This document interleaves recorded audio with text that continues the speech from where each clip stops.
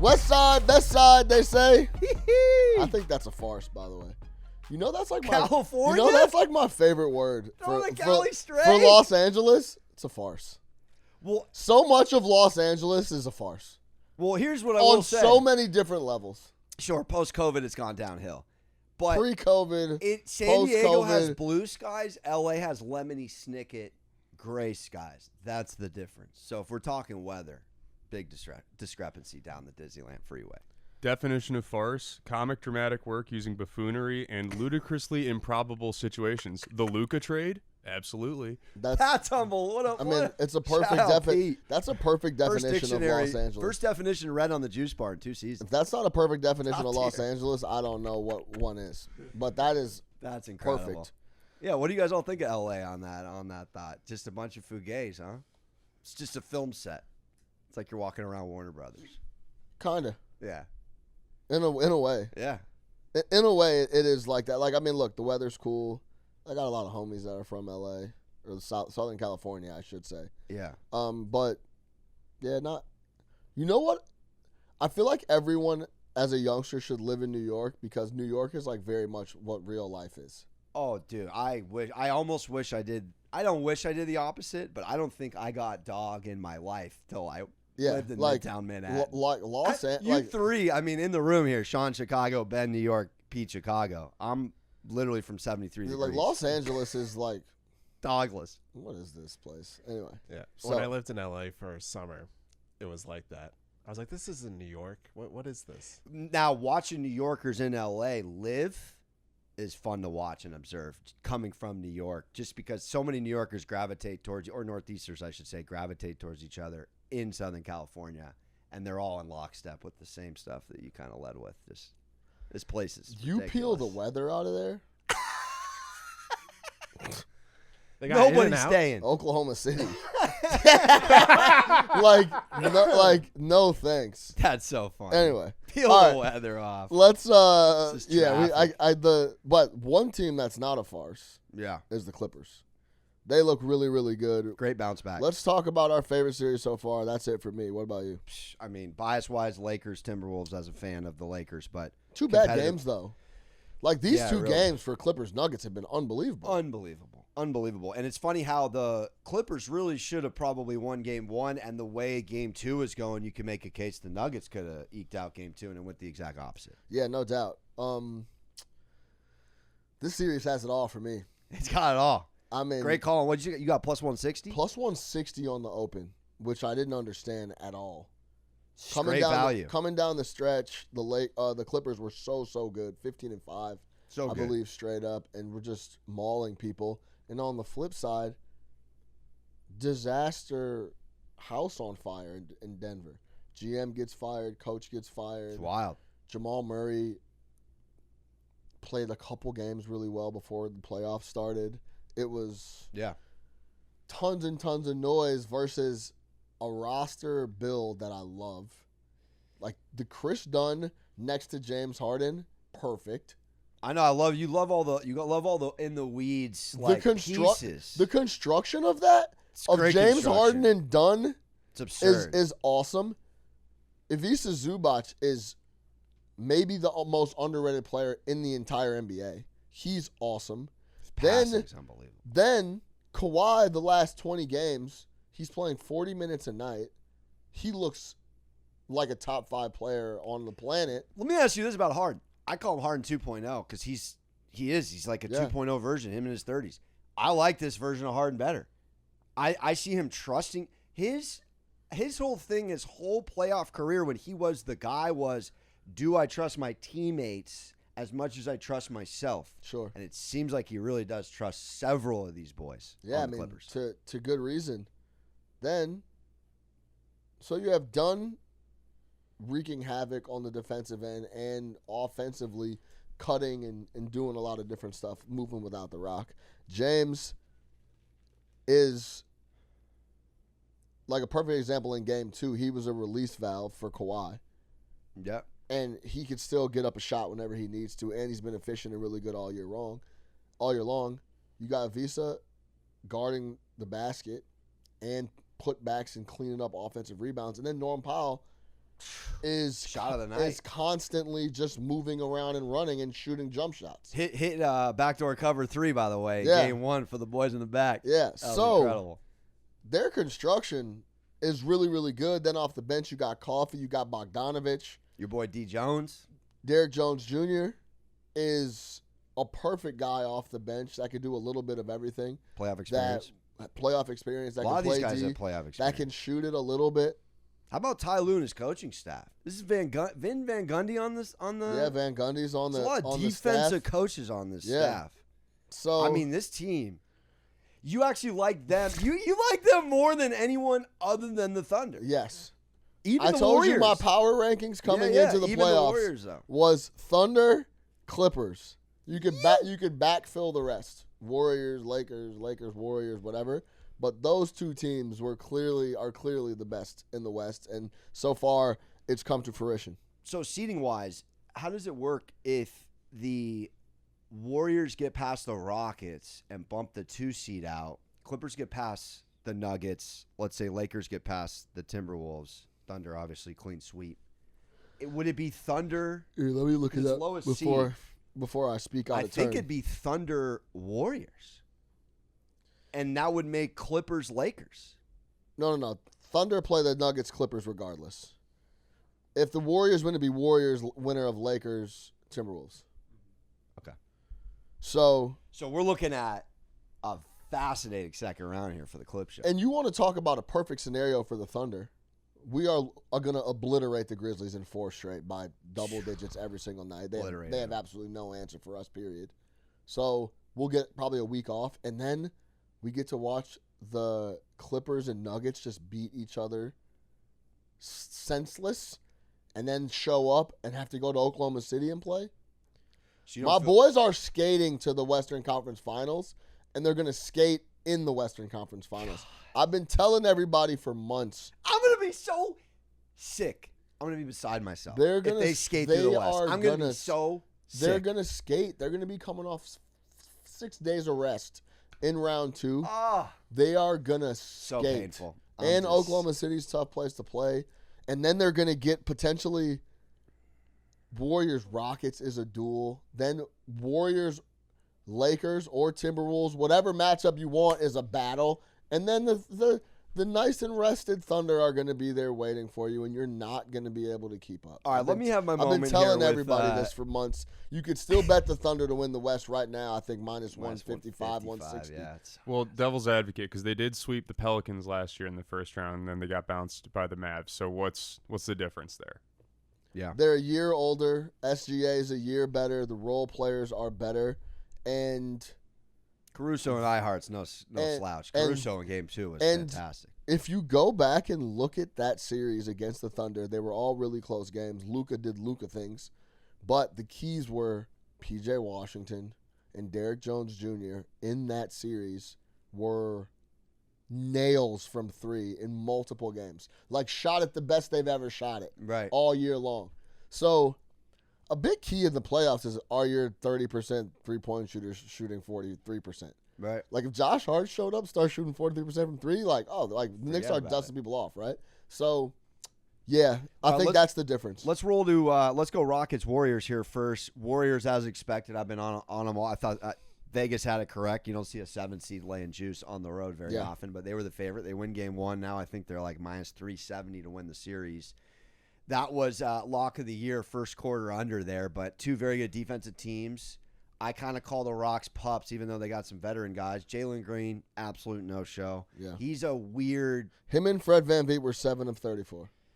Green will probably bounce back. I think it's probably if the Rockets win 1 game convincingly. Maybe I think they get 2, but they win game 2, right? But any bigger takeaways on maybe a Warriors thought here on a very nice win on the road? I knew the Warriors were going to get obliterated on the glass. Not like this. They lost offensive rebounding to the Houston Rockets 22-6. They lost the glass in total 52-36. And won the game. They also kept Steph and Jimmy Butler off the line. They only had 8 free throw attempts. So those are the positives I took away from Houston. Yeah. You just have to figure out a way to not let Steph Curry put on a show. I think a lot of fans. You saw his last performance against Houston. He had under 10 points. They locked him out. He had 5 threes. It felt like he had 10.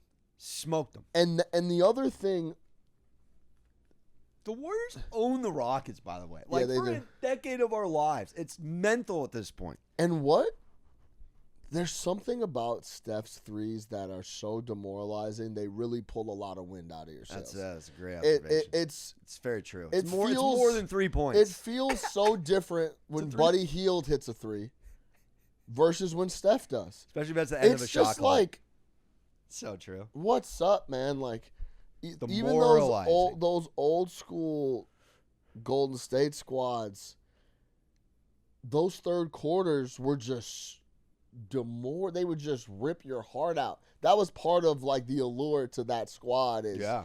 they were really good defensively, and then when he put on a show, people were just It's unbelievable. they couldn't pull themselves back up. And that's kind of what happened a little bit in Houston. But yeah, good win for Golden State. Jimmy, the Golden State Warriors in non-Steph Curry minutes before Jimmy got there were the worst team in the NBA. Like, the metrics Atrocious. are the bottom of the barrel in the entire league. He gets there and just gives them relief. I thought what Kerr said, which was fascinating, because Reddick's over here post game one saying the Lakers didn't have enough sets, enough organization on scripted plays.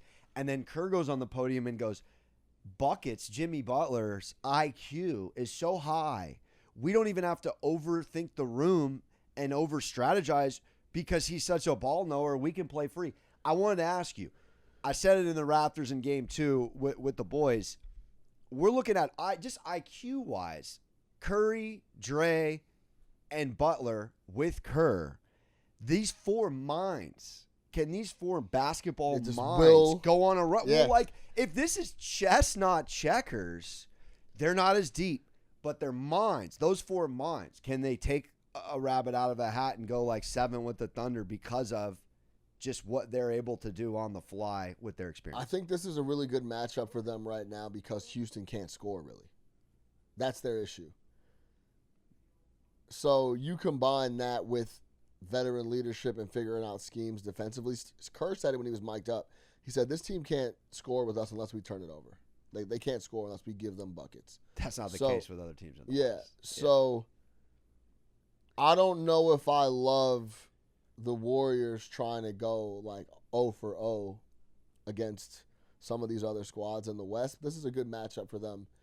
I'm only asking because first round. Vegas has got them as the next. Yeah, they're absolutely. plus 650. So it's like, all right, is this team? But you know what's perfect? Last week they were plus 1,000 and behind Denver and the Lakers. So like no one knows who one knows who's the second best team in the West. It just changes every week. Well, what do you think about now? Let's get Lakers Timberwolves talking. Lakers were like plus 118. They win game 2 on the series. Now they're minus 108 on both sides. Series goes back to Minnesota. What did you see game 2 on the Lakers side? Luka 1 dime away from a triple-double. Did I have it? Yes. Am I still upset? Yes. Honestly, all-time announcers jinx, like they're interviewing Reeves about his triple-double to start the 4th quarter. And I literally started thinking like a baseball player. He needed 1 at the start of the 4th? 1 dime. He had 9 dimes to start the 4th. I watched the interview. I go, oh, my God. They just asked Reeves about the triple-double. This is baseball. I'm in the baseball dugout, metaphorically going ballistic, and he ends with 9 dimes. Sounded like the principal in Ferris Bueller. 9 dimes. 9 dimes. Massive on point there, yeah. Down low. But, no, I mean, kind of like going off our Brunson talk, like Luka got going early, but then he got the guys ingratiated. As we just mentioned, had 9 assists through 3 quarters, and that was a big difference. That was a gross game, though. I mean, Nas, Devo, Nickeil Alexander-Walker, and McDaniels all went under 10 points, and that ain't happening in Minnesota. He's yawning because it was so underwhelming a game, too. No, this goes with the Goes with the yawn, 94-85. This goes with that situation. Listen to this. Yeah. In all rounds of the playoffs, teams up 1-0 on the road for game 2. So, in other words, you don't have home court advantage and you win game 1 on the road. In game 2, 22 and 78 straight up. 22%. 40 and 59 ATS, 40.4%. So great numbers. And that's why I got that's why I like the Rockets tonight as well. I think that trend holds a lot of water. But it's a reflection of we won game 1. Job's done. Job's done. Let's go ahead and get back to the crib. And on the flip side, JJ Redick's having hard practices and desperate, and then that mentality is we gotta win this game. And it carried over. And it carries over. So Minnesota had 3 field goals in the first quarter. Yeah, 3. Yes. So that applies in that type of matchup. This is the desperation. But to be honest, something about Minnesota doesn't scare me very much. Yeah, because game 1 did scare me. Really? I sat there and was thinking, oh, wow. I mean, Anthony Edwards is one of one, I feel, in this league as far as his mindset. He's going to be that guy. He is the face of the league where he wants to be in the next couple of years. And we know Julius's game well, and I think he had 5 assists game 1, 6 game 2, something like that. Like, if he starts diming, the reason they lost game 2 is a classic Julius Randle gets 27 points, puts up – how many times have we seen that? He gets his, but no one else got theirs, and they lose. I wonder if those runs where they went 11-0, 12-0 when Ju came back, like, man, if they can get in that MO and then their length and their physicality, not quite Pistons-esque, but, man, they have 4 or 5 guys with crazy length. I agree. And this also goes back to the point of every year a new team gets a new toy. Even though it's a big toy in Luka Doncic, it's still the first year. Yeah. They haven't played. They've played what? 30 games together? It's Maybe? It's a tall order. Same thing for the Warriors. You know what I'm saying? It was the same thing with the Suns. Oh, the Suns, they're Western Conference Finals. It's like they have to play together. So Kuzma, the new Snell, because of that. and I guess Minnesota's new too this year. Well, that was. But even they my have next a little question. more mesh. Yeah. Yeah. That maybe the Lakers can eke out this series because they got turnover as well, and they're learning who they are as a playoff team. Yeah, I mean, the West is clogged, and we knew that going in. I think a lot of these series are going 6 or 7 games. So do you think on that thought, Minnesota Lakers tire themselves out, and then they really don't even have that much left? I mean, I got all my brothers and my pops.